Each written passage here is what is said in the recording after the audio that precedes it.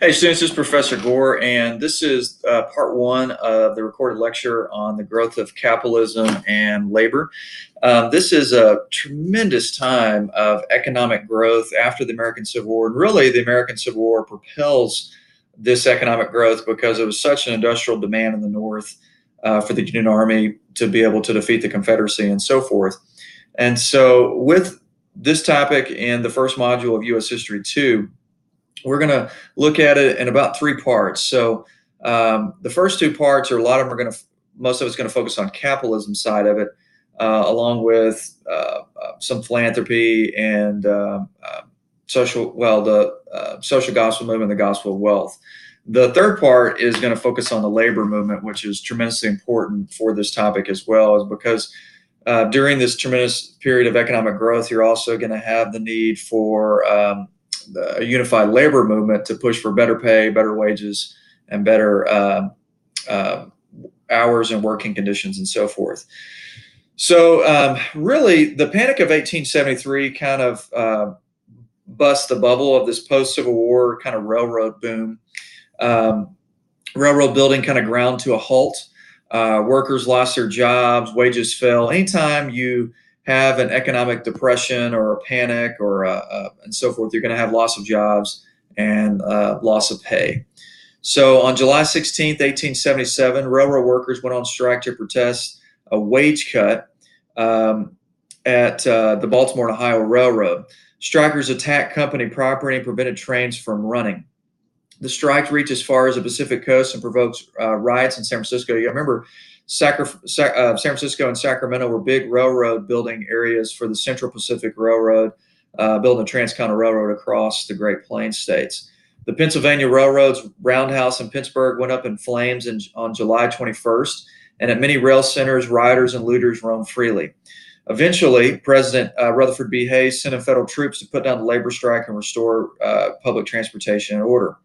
The strike left around 100 people dead, that's estimated. Despite the Great Railroad Strike of 1877 and the Panic of 1873, in the next 15 years, the output of manufactured goods increased by over 150%. So definitely, as you're reading, pay close attention to the Great Railroad Strike of 1877. It is one of the most, when I taught AP US history, it was one of the most asked labor strikes in American history because it was violent.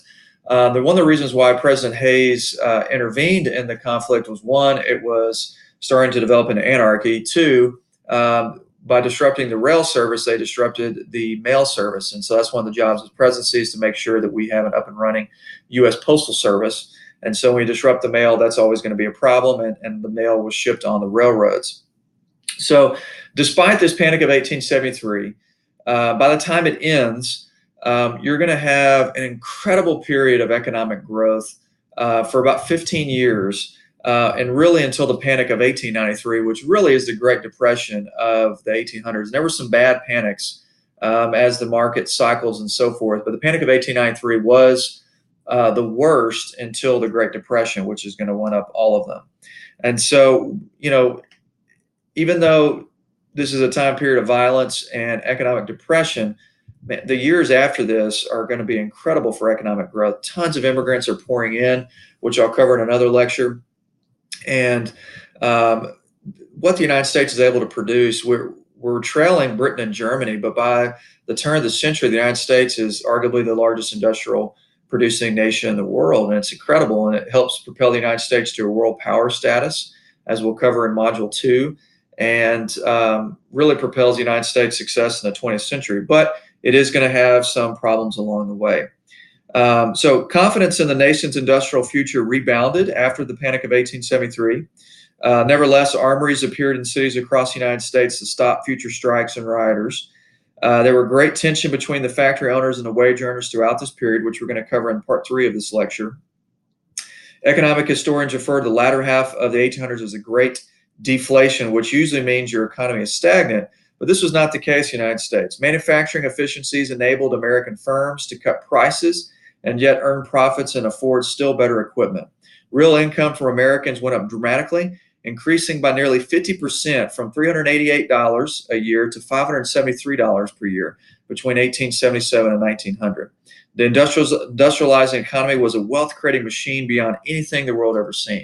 So even though you're going to have these terrible working conditions and some living conditions in the cities, Americans are going to be making a lot more wealth overall than they ever have before between 1877 and 1900. It's incredible the amount of people that are able to enter the middle class. Farmers are able to increase their standard of living. Some of the wage earners, particularly the skilled wage earners, factory owners are going to make the greatest wealth that's ever been accumulated in world history, other than maybe Mansa Musa as the king of the empire of Mali through gold in West Africa. But one of the reasons it's going to propel this economic growth is the United States is going to be one of the most innovative countries in the world, period. So let's look at some of the innovations that come about during the latter half of the 1800s. For one thing, Thomas Edison, he was the United States' probably most famous inventor, although Nikola Tesla gave him a run for his money and really created one of the most important inventions of not only world history, but especially U.S. history, and that's alternating current electricity, or a way, not they really invented it, but a way to use it to power things. But Edison invented the light bulb, the motion picture camera, among a bunch of other things. And he was really good at hiring bright apprentices. In fact, Nikola Tesla was actually an apprentice under him and eventually left to start his own thing after Edison was jealous of him. The phonograph, so you could actually listen to music, was a precursor to the record player. The Epiphone or dictaphone, so allows you to expand, kind of like a microphone. This is Edison with the motion picture camera, which is going to revolutionize entertainment, particularly in the 20th century, as Americans began seeing what they called silent films. They didn't have any talking or they had music playing in the background of the movie theater, but really is going to transform things, especially in 1927 when the first what they call talkie movie production called The Jazz Singer, which actually people talked and they had sound in the actual movie. Alexander Graham Bell is going to revolutionize the communication industry by really creating the telephone, which improved the telegraph. So you could actually use words instead of having to send Morse code.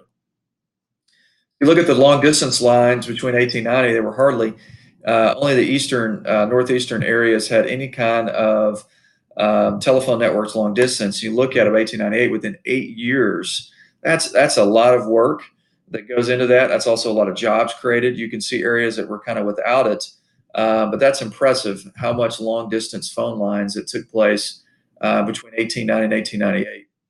The airplane, now this is really the first couple years of the early 1900s, but kind of part of the Gilded Age to a certain extent. But Wilbur and Orville Wright invented the first airplane. Now, another guy within the same week, a guy named Glenn Curtis, that students had to know if they were a high school student in Texas for the U.S. History STAR test.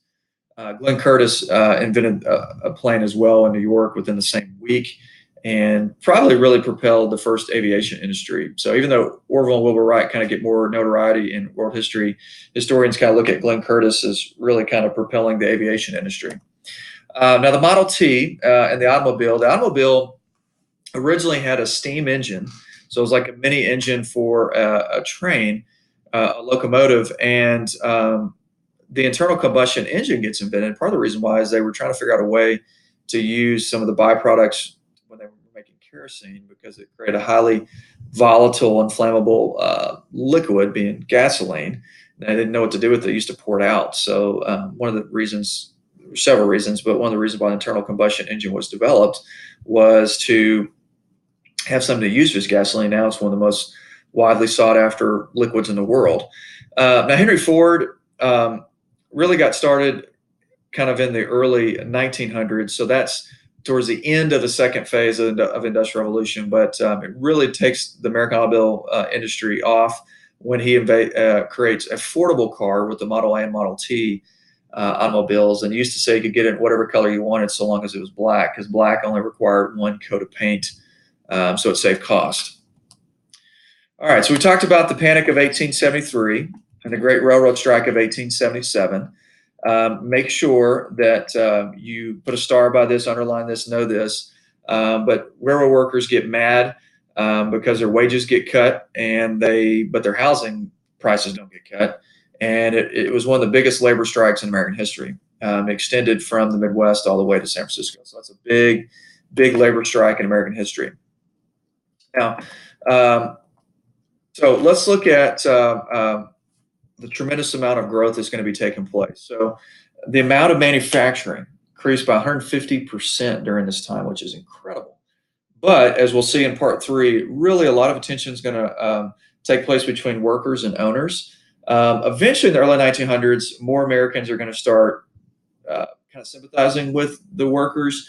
But at this time, the majority of Americans did not sympathize with the workers because oftentimes you had not just labor strikes, you had labor violence. Anytime there was violence, it kind of gave a sour taste in Americans' mindset about the labor movement. So income increased by 50%, incredible. In the United States was a wealth creating machine. Now let's look at one of the first industries we're going to talk about because by around 1900, give or take, the United States is the largest producing country in the world for steel, which is credible that we surpassed Britain, which developed the Bessemer process, and then Germany, which had incredible industrial output potential and results. So how it actually developed, steel had been made for centuries. The Japanese were probably the most famous for making steel swords, the Japanese katana sword, but there were other societies that could make steel. The problem is steel, to make it, it takes iron ore, and then you have to remove the carbon impurities from the iron ore in order to make steel, which is lighter, less, more resistant to rust, as opposed to iron, which rusts very easily in rain and when it gets wet. And you could only really make it in small quantities, such as a sword, because it was such a time-consuming, labor-intensive process that just really wasn't cost-effective to make it for large-scale things. But what actually gets the steel industry started in the United States is actually Andrew Carnegie. He's a true self-made immigrant in American history. He was a Scottish immigrant, immigrated here with his parents at the age of 12. So he spoke with a very, typically thick Scottish accent throughout his life. He actually got an incredible job opportunity. He became an errand boy for an important railroad, railroad tycoon, and was an errand boy and a messenger boy. Well, he had an interesting personality that the railroad owner really liked, and ended up kind of taking him under his wing and became his mentee under this railroad builder. And Carnegie kind of got a start in the railroad industry, but his railroad company got asked to build a bridge across the Mississippi River. The problem is you couldn't make one that was both tall enough to let ships pass underneath it, which is very important. And then secondly, you needed to make it strong enough to withstand the current. So it had to be tall enough. They could make a bridge across the Mississippi River, but it couldn't be tall enough to allow ships to go underneath it. And so if you made it too tall, then it would be too weak and it would be swept away by the mighty Mississippi River current. So he had heard that there was a British guy by the name of Henry Bessemer that developed a cheap way to make steel. And how he did that was he took iron ore and he heated it to a certain temperature, and then he blew hot air on the iron ore when it got to that certain temperature. And what it did is it blew off the carbon impurities very easily. And so he figured out a way to make steel in bigger quantities at lower cost and quicker. And so then you could start making steel in bigger items like steel beams. And so if that process had never been developed, we would not have skyscrapers today, because those steel beams would have been too expensive to manufacture to make skyscrapers. So Andrew Carnegie constructed a massive steel mill outside of Pittsburgh, and then Pittsburgh, hence Pittsburgh Steelers, became really the largest steel area of the U.S. Now, there was plenty of other cities and towns that had steel mills and so forth. In fact, a lot of Western Pennsylvania had steel mills, and Central Pennsylvania as well, because they were near iron ore deposits and coal deposits. Coal is what was used to heat up the iron ore, and you have to have iron ore in the blast furnaces to make steel. So it's incredible what the United States does. Now, Andrew Carnegie, he definitely was the second wealthiest guy in American history, and he's argued to be the second or third wealthiest guy in world history. And one of the things that he did was he implemented what's called vertical integration. Vertical integration is where you control every facet of the production process so that you can cut out the middleman. So instead of paying miners or paying a mine company to buy the iron ore, and then paying a railroad company to ship it to your steel mills, what you would do is you would buy the mines, buy the railroad company, and then you would own your steel mill. So that way you would own every facet of the production process. You see this done to a certain extent with companies like Walmart and Kroger and Target. They have their own trucking businesses. So they cut out the middleman costs on transportation. They have their own trucks, hire their own truck drivers, have their own distribution facilities. So that way they can lower the cost to operate their business. Now, they still buy other companies' products, but Walmart has their own name brand stuff like Great Value. Kroger has Private Selection and Simple Truth. Target has Market Pantry and Archer Farms, okay, for their products. So, or you see Up and Up for Target as well. And so these are products that they have manufactured themselves. Okay, so that is vertical integration, where you control every facet of the production process. So what you do is you can lower your production cost, offer your product at a cheaper price. Therefore, more likely are people to buy the product. Okay, so impressive move on Andrew Carnegie's part. He was a captain of industry. So if you were a wealthy financial business owner, you would refer to yourself as a captain of industry. Your opponents, or particularly those that worked for you, who were resentful of you, would have called you a robber baron, claiming that you're a baron of the medieval world history time, and that you're kind of robbing from the poor and taking to the rich and so forth. So compliments of these wealthy business owners would have been captains of industry. Critics would have called them robber barons. Now, one of the things that Andrew Carnegie did as well is he implemented another thing besides vertical integration. Is what's called horizontal integration. Now, nobody's going to do it better than John D. Rockefeller at this time, because he controlled 97% of the oil refineries in the United States. But what horizontal integration is basically a monopoly. So if you ever play the game Monopoly, your goal is to eventually own all the property. Okay, so what you do is you try to own majority of the steel mills in the country. So therefore, you can kind of get more profits for mass-produced goods, and then you can kind of lower the cost and cut out smaller steel mills. Okay, Walmart has done this when they've gone into small towns and lowered their prices where local grocery stores couldn't compete and so forth. So then there may be the only grocery store in the town. That would be horizontal integration.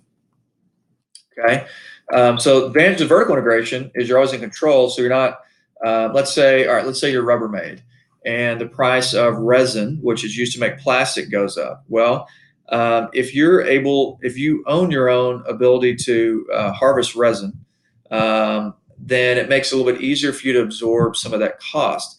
But if you pay somebody to get the resin, well, then that's going to be a problem. So this is actually a true story. The price of resin rose, and Rubbermaid was forced to raise their prices in order to continue to sell their tubs and so forth, their storage things. Well, all of their other buyers, like Target and Kroger and Kmart and many others, said, hey, okay, we'll agree to charge higher price in our stores because we're having to buy the product from you at a higher price. Walmart wouldn't budge. And because Walmart was such a large part of their business, Rubbermaid went under as a result of that. And Rubbermaid eventually got bought out by somebody else, and now Rubbermaid's back and they're doing fine. But that's because of the price of resin. And so if you control the supply of the products you need, then you can absorb some of that cost much better than if you're buying it from somebody else and have to pay the middleman profit fees. Okay, so you're always control the cost, and if you're making your own cars and so forth, that helps you. All right. So Boeing Jets does this. Anheuser-Busch, they grow their own wheat and barley and so forth for their beer. McDonald's, they own a lot of their own cattle ranches, particularly it's in Venezuela. Oil companies, they own the oil tankers, the land where they're drilling, in the Saudi Arabia or somewhere, or Alaska or wherever. AOL, Time Warner. So now it's called Spectrum, but at the time when I made this, it was AOL, Time Warner. Talked about merging with AT&T, actually. Ford Motor Company was great at doing this, particularly that's one of the reasons why Henry Ford did so well. Horizontal integration, here's some examples. Standard Oil, with John D. Rockefeller, who I'll cover in a minute. Carnegie Steel, which later got bought out by J.P. Morgan and became the largest Well, the first billion-dollar corporation in America in American history is called U.S. Steel, which is still around today. Swift and Company, which was meat producers, I'll cover him a little bit later. United Fruit Company, they were a tremendous trust for fruits, bananas, apples. They had a lot of land in Hawaii, Central America, and so forth. Dole Pineapple, which really competes against United Fruit Company. So Microsoft would be an example of horizontal integration. Now, of course, they've had a lot of challengers over the years. Procter and Gamble, okay, Comcast, they may be have a monopoly in a certain area for cable. Of course, internet streaming TV now and satellite has challenged that. But Starbucks, okay, for instance, they eventually bought out Seattle's Best, which was one of their main competitors in the Northwest. De Beers Diamonds, they're one of the two diamond companies, and they buy a lot of the diamonds and keep them off the market to keep the price high. All right, so let's look at the railroad boom itself. Now, railroad construction during the Gilded Age was financed by three different ways. Okay, you had states or localities that purchased railroad bonds. So basically, they would buy these bonds or investments in the railroad company, and that would give the cash flow to the railroads to actually build the rail line. Okay. So in theory, the state would be able to get a return on their investments if the railroad company does well. Land grants by the federal government. So the federal government would give tracts of land to railroad companies. They would in turn sell those tracts of land, and then they would use that money to finance the railroads and make profits. And also investment banking could fund it. Okay. Now, one of the things to understand about investments at this time is they have this thing in the stock market called limited liability. So if I invested money into, say, Comcast or Microsoft, I can only lose the money I invested and any interest I'd accrued with the investment. So, for instance, if Comcast goes under or Microsoft goes under, I'm not liable for any debts that company had accrued. So that's one of the incentives of investing. Okay, John Murray Forbes and Cornelius Vanderbilt were some of the biggest railroad builders since Forbes magazine. Okay, now Cornelius Vanderbilt, I think, is an especially fascinating individual. I've told you well, for those that have me for U.S. History 1, when I was talking about the steamboat industry, in one of the recorded lectures, I talked about that he really either gambled and won in a boxing match his first steamboat, and then built a steamboat empire. We're charging freight rates on that, and then eventually, at his height in the steamboat industry, had enough courage and long-term vision. He sold his entire steamboat industry and got into the railroad business. And it looked like steamboats were never going to be, taken over for transportation innovation, but railroads did dominate them. And he became one of the wealthiest Americans in our history.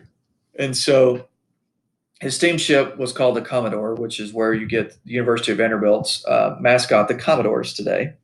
And really, he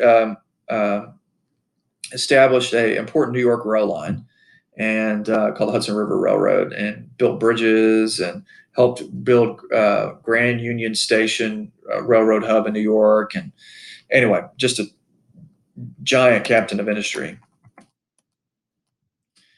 So one of the ways that he bought most railroad lines from Chicago is what he would do is he would buy majority of the stock in the railroad business, so then he would be a majority shareholder in the railroad company, so thereby he could control it.